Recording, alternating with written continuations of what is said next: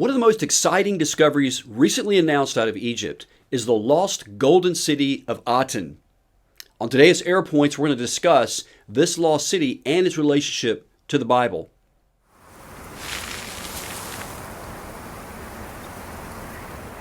So in September of 2017, archaeologists working in Egypt were actually excavating there near Luxor on the banks of the Nile, looking for the mortuary temple of Amenhotep III. As they began excavating, they actually began finding rooms of homes and buildings, and they eventually uncovered this entire city where things were all left in place, very much like the city of Pompeii found in ancient Rome that was destroyed in 79 AD. Some archaeologists have said that this discovery is like the Egyptian version of Pompeii. And so this city was actually built during the reign of a pharaoh by the name of Amenhotep III, who was a pharaoh of the 18th dynasty. Just to give you some historical context so you'll understand where this fits in, it was Amenhotep II who we believe and we teach at Epic Archaeology was the Exodus pharaoh. He was the one that in the 9th year of his reign, we believe, the Exodus did occur. His son, Tutmosis IV, then took over. That wasn't his firstborn son, it was his secondborn son. And so Amenhotep III was actually the grandson of the Exodus pharaoh. So the archaeologists were pretty sure that his mortuary temple would be found there on the banks of the Nile. But again, as they began excavating around, they discovered this entire city. And so they've been excavating now for several months, and what they've discovered is quite remarkable. Now, what's really interesting about this is that this city was actually dedicated to the Egyptian god Aten. So what's the connection between Aten, this Egyptian god Aten, and Amenhotep III, and another pharaoh who was the son of Amenhotep III? His name was Amenhotep IV, and he renamed himself Akhenaten. Yes, this was the pharaoh who introduced Aten worship solely in Egypt.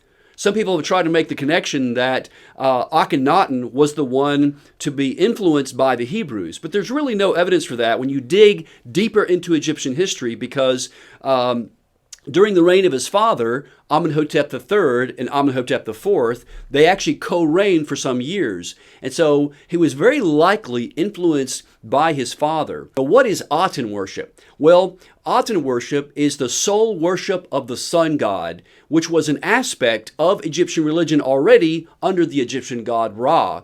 But what Amenhotep the fourth, or Akhenaten, did was he introduced the sole worship of the sun in ancient Egypt. So this city that was just discovered was the city of his father, Amenhotep III, and it contains all kinds of amazing artifacts. There is pottery, there's jewelry, there's all kinds of things, and it is going to give us insight into the 18th dynasty of Egypt. Some people, again, have also tried to make the connection that this actually might be the city where the Israelites left to go to the Holy Land on the Exodus. But again, this is much too late. We believe, as we've taught before at Epic Archaeology, that where the Israelites were located in Egypt was up in the Nile Delta at a place called Tel El Daba, also called the ancient city of Avaris. This city was occupied all the way back in ancient Egypt around 1876 BC or so. There was a very large presence of Semites in this area. And Tel El Daba was excavated by an Austrian archaeologist by the name of Manfred B. Tack.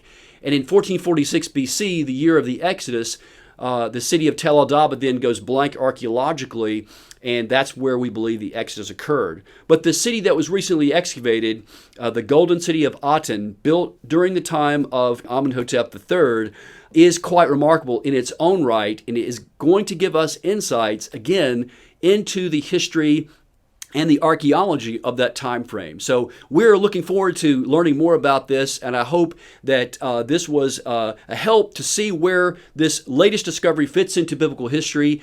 Thank you guys for following Epic Archaeology, and if you like this video, please like and subscribe to our YouTube channel. Thank you guys. Take care.